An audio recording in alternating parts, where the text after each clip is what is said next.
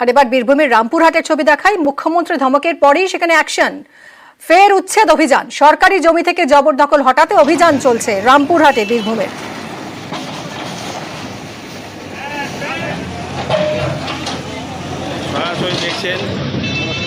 চোদ্দ নম্বর জাতীয় সড়কে অভিযান পুলিশ প্রশাসনের। অক্ষয় আমাদের সঙ্গে রয়েছেন, সরাসরি আরো জানাবেন। অক্ষয়, দেখো, তোমাকে বলে রাখি, আজ সকাল থেকে রামপুরহাট মহকুমা পুলিশ প্রশাসন ও রামপুরহাট 1 নম্বর ব্লকের ভূমি ও ভূমি সংস্কার দপ্তরের যৌথ উদ্যোগে রামপুরহাটের যে 14 নম্বর জাতীয় সড়ক, সেই 14 নম্বর জাতীয় সড়কের মনসুবা মোড় এলাকায় যে সমস্ত সরকারি জায়গায় অবৈধ নির্মাণ এবং ফুটপাত দখল করে আছে সেগুলি ভেঙে ফেলার কাজ শুরু করা হয়েছে। ইতিমধ্যে প্রশাসনের আধিকারিকরা এলাকায় উপস্থিত হয়েছেন এবং অবৈধ নির্মাণ একদম সোজা ভেঙে ফেলা হচ্ছে এবং 14 নম্বর জাতীয় সড়কের ওপর বিভিন্ন জায়গায় ছড়িয়ে ছিটিয়ে ফুটপাত দখল হয়ে যাচ্ছিল। এর ফলে যানজট বাড়ছিল এলাকায়। সেই কথা মাথায় রেখেই এই অবৈধ নির্মাণ ভেঙে ফেলার কাজ শুরু হয়েছে এবং ইতিমধ্যে মনসুবা মোড় সংলগ্ন এলাকায় বেশ কিছু অবৈধ নির্মাণ ভাঙা হয়েছে এবং আগামী দিনেও প্রশাসনের তরফ থেকে জানানো হচ্ছে যে শহর জাতীয় সড়কে যে সমস্ত অবৈধ নির্মাণ করা হয়েছে সরকারি জায়গার উপর এবং ফুটপাত দখল করে যারা আছে তাদেরকে এইভাবেই উচ্ছেদ করা হবে। ধন্যবাদ অক্ষয়। কোথায় আর খাবো কি করে? আমরা এতগুলা লোক গরিব মানুষ, আমরা ভোরবেলা থেকে যে কর্ম করবো না, এবার মাল সরাবো বলেন, এবার আমরা খাবো কি? আমাদের ছেলে পিলা খাবে কি? আমাদের মনসুবা থেকে স্টার্ট করে সানঘাটা ফার্স্ট প্রায়োরিটি আমাদের প্রায়োরিটির মধ্যে আছে। সেন্ট্রাল লাইন থেকে দুদিকে 50 মিনিটের ডিস্টেন্সের মধ্যে যেগুলো পড়ে যাচ্ছে সেগুলো এনএইচ একটা গাইড হচ্ছে এবং কিছু কিছু ল্যান্ড আছে যেগুলো 55 ফিট বোথ সাইড সঙ্গে, সেক্ষেত্রে ম্যাপে তোমরা যদি দেখিস রেস্ট্রিক্ট প্লট আছে, তাহলে দুটো ডিপার্টমেন্ট একসঙ্গে কম্বাইন্ড অপারেশন করছে। না, এখন আপাতত আমাদের যে টার্গেট আছে এনএইচ এর একটা স্ট্রিপ অফ প্রজেক্ট ঠিক করেছেন, সেটা মনসুবাপুর আপনার সানঘাটা আজকে আপাতত ঠিক হয়েছে।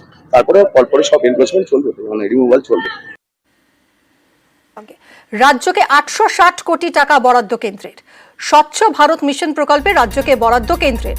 রাজ্যের নগরোন্নয়ন দপ্তরকে অর্থ বরাদ্দ করল কেন্দ্র। রাজ্যের প্রস্তাব মেনেই অর্থ বরাদ্দ করল কেন্দ্র।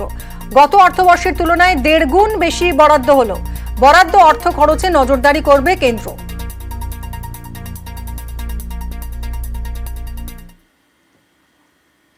হকার সমস্যা মেটাতে ফের কড়া মুখ্যমন্ত্রী। নবান্ন থেকে এবার তাঁর বার্তা, হকার বসিয়ে তোলাবাজি করলে গ্রেফতার করা হবে। তৃণমূলের নেতা হন বা পুলিশ, কাউকেই রেয়াত করা হবে না। কোন নেতা যদি করে ইন্ধন, তাকে অ্যারেস্ট করে নেবেন সঙ্গে সঙ্গে, সে যে দলেরই নেতা হোক। কোন পুলিশ যদি করে না, আমি পুলিশকেও কিন্তু অ্যারেস্ট করে দেবো, সে যত বড়ই নেতা হোক। আমি কিন্তু কাউকে ছেড়ে কথা বলছি না। লোভ করা ভালো নয়, লোভ সম্বরণ করুন। এক্ষেত্রে লোকাল যারা আছে নেতা, পুলিশ, তারা সবচেয়ে বেশি দায়ী।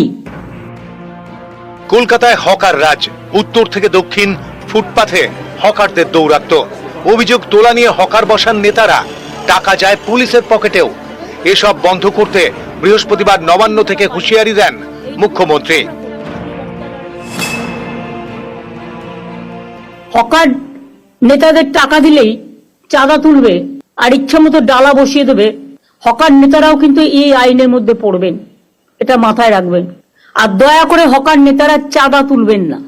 গরিব লোকেদের কাছ থেকে পুলিশ আর হকারদের চাঁদা তোলা নেতাদেরও সবাইকে বলছি বন্ধ করতে হবে।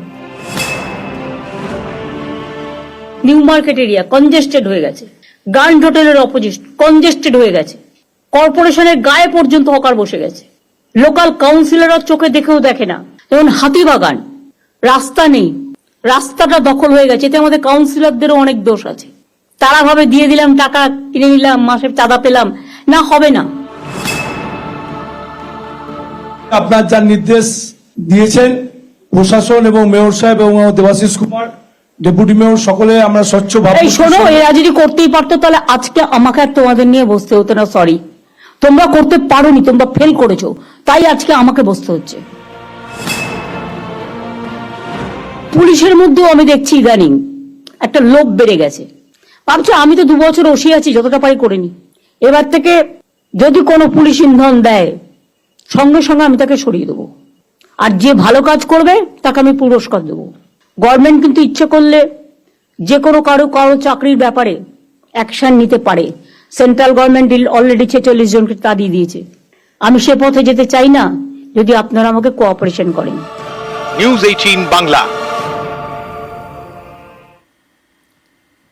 হকার সমস্যা সমাধানে তৎপর মুখ্যমন্ত্রী জানিয়ে দিলেন হকার উচ্ছেদ সরকারের লক্ষ্য নয়।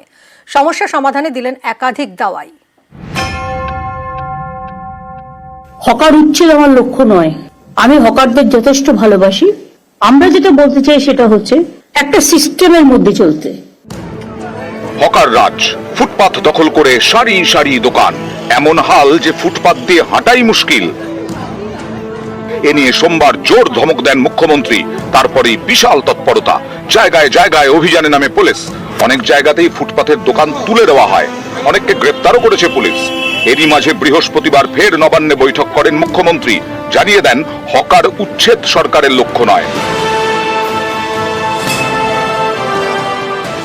হকার উচ্ছেদ আমার লক্ষ্য নয়। আমি হকারদের যথেষ্ট ভালোবাসি। আমরা যেটা বলতে চাই সেটা হচ্ছে একটা সিস্টেমের মধ্যে চলতে।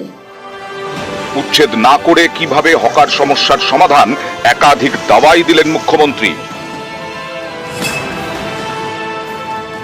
লোকাল যারা আছে নেতা পুলিশ, তারা সবচেয়ে বেশি দায়ী। প্রথমে বসাচ্ছেন, তারপরে গিয়ে বুলডোজার দিয়ে উচ্ছেদ করতে যাবেন। আমি এই পলিসিটাকে মানি না। প্রথম থেকেই রেস্ট্রিকশন করতে হবে। হকারদের আইনত বৈধতা দেওয়ার জন্য আমি একটা আইডি কার্ড করতে বলেছিলাম। কেএমসি এলাকায় নাম রেজিস্ট্রেশনের জন্য 61,000-এর বেশি হকার আবেদন করেছিলেন। মাত্র 2,000 লেফট আউট হয়েছে, তার কারণে এক একজনের 4টে করে ডালা। সেটা আমরা করতে পারি না। ভেন্ডিং লাইসেন্স এটা সেটেল হওয়ার পর যারা নেবে ভালো, যারা নেবে না গায়ের জোরে তাদের বলতে হবে সরি, আপনি আপনার মতো জায়গা দেখে নিন, আমরা আপনার জন্য কিছু করতে পারলাম না।